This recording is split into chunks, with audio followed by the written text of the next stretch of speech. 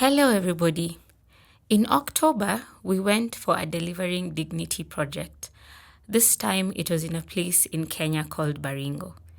The community there are commonly known as the Njems community, or also the Ilchamus.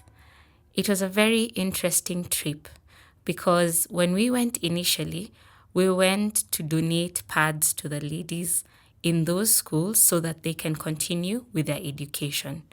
However, we realized very quickly that there was a problem greater than what we had anticipated. In fact, in the high school that we visited, we were told that 65% of the girls in that school had already undergone the cut. This came as a very shocking and surprising news because generally in the public, it is known that the Njems community stopped practicing FGM years ago. Statistically, the Njems community had a population of approximately 32,949 people. This is based on the census that was conducted in 2019. This means that in Kenya, the Njems community are a minority. Out of curiosity, we decided to interact more with those who are known to be people of influence in the community. And in the process, we met Mary, who shares her story with us about how she narrowly escaped the cut and how she has now dedicated her life to help save girls from this act that is being perpetrated in secret, yet girls are dying and losing their lives. Back in 1992, In 1992, there is an old man who came to my father to ask for my hand in marriage. My father refused because this man already had a first wife who he had mistreated and she had left him. At that time, I was in class 5. I was 11 years old. around 11. In 1993, another young man came to seek my hand in marriage. I was in class 6 and he had just completed his class 8 examination. Because his father was a friend to my father, there was no option of refusing to get married to this young man. So the process began. It is a very long process in our culture for a young girl to get married. As the preparations were continuing, I was in school, and when it came to December, we did our final exam to end that class and move to the next class, and I performed very well. In fact, I was the first in my class. As the process continued, I met a pastor who was willing to help me to run away and not get circumcised.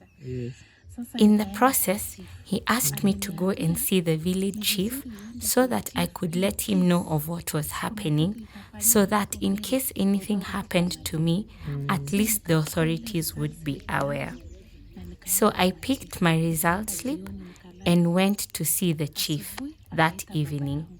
The following morning, the chief called my father and my uncle so that they could come and address the matter that I had brought to his attention. When they arrived, they went very far and sat and had a discussion, after which they came back to the office where I had been waiting for them. I believe that in their discussions, they agreed to lie to me that I didn't have to get married.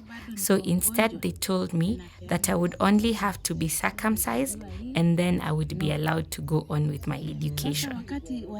But I knew the traditions of our people. I knew that if I accepted to get circumcised, in 3 days I would be handed over to be married to one of the men in the community. When they told me what they wanted, I don't know where the courage came from, but I told them that even God would not want the girl to be circumcised. So they convinced me that they would not have me circumcised, and we went back home to my uncle's place. When we got there, my uncle tied me to a tree. and told me that I was very stubborn.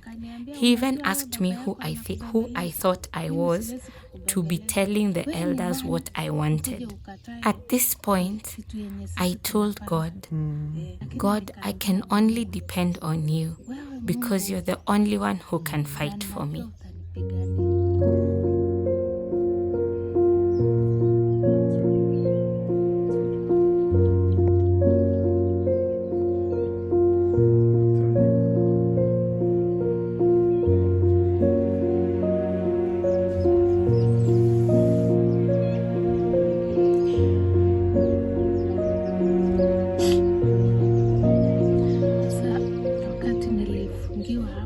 When they tied me to the tree, I had to spend the whole day under the scorching sun with no food and no water.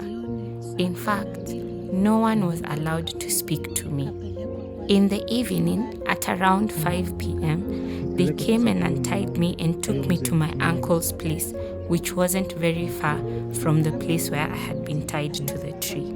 That evening, they gave me food, but this became my life for the next 3 days. Every morning, I would be tied to the tree, stay there during the day, and only be opened up in the evening. On the third day, when they untied me in the evening, they told me it was time for me to go back to my father's house. By this time, it was only 3 days to the date of my circumcision. Immediately they untied me, I saw an opportunity to run away, and that was when I began the plot to run away from home.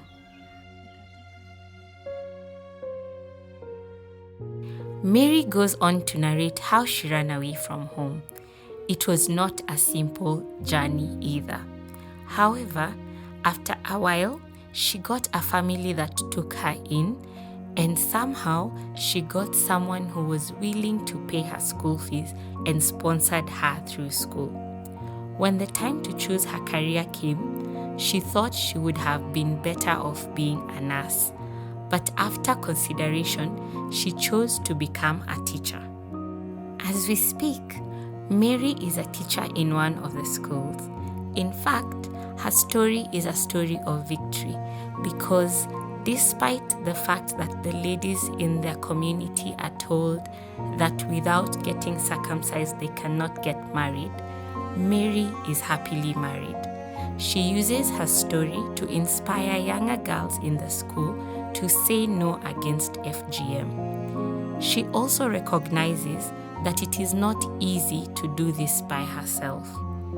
This is why we are calling on you to keep supporting us as we raise funds to do the End FGM project in Baringo, hopefully to save the lives of many more young ladies who will live to tell the tale of how they were saved from FGM.